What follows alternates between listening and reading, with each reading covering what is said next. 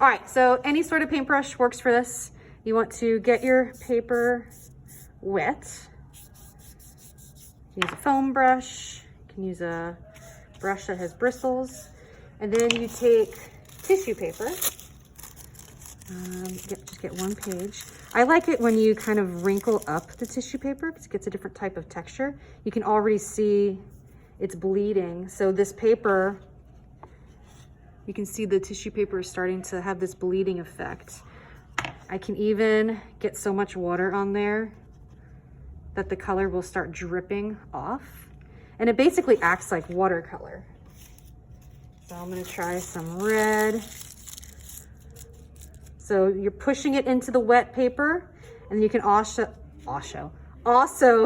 put more water on top of it.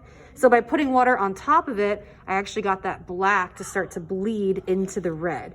And bleeding typically is something we try to avoid, but with watercolor, which is what this is doing, we want that bleeding effect. So I'm gonna put water back on top of it. So I'm just getting the paper wet, adding, can you give me some blue? Adding some tissue paper, and then letting that tissue paper kind of respond to the wet paper.